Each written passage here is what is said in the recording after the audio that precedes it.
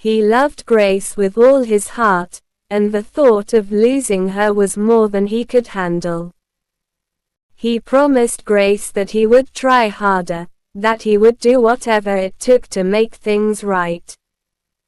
But Grace, feeling suffocated by the weight of the broken relationship, couldn't continue living in a lie.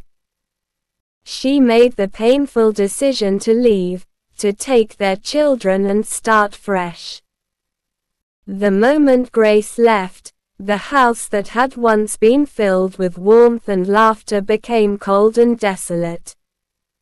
Clara, having finally gotten what she wanted, knew she was now living the life she had always dreamed of. But the victory felt hollow.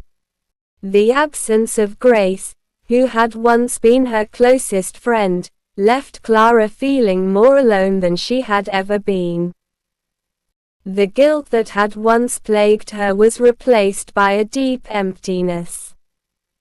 She had gotten Bright, she had won his love, but she could see the toll it had taken on everyone involved. Clara's pregnancy, which should have been a joyous occasion, now felt like a constant reminder of the pain she had caused. Bright, unable to cope with the loss of Grace and the toll that the broken family had taken on his mental health, fell into a deep depression.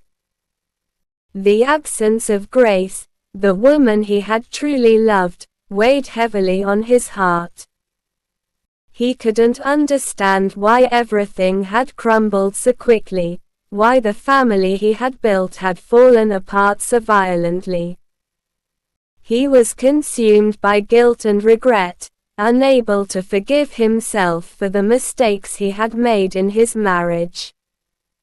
Clara, despite her role in his heartbreak, tried to comfort him, but her presence only seemed to remind Bright of the one person he wanted back in his life, Grace.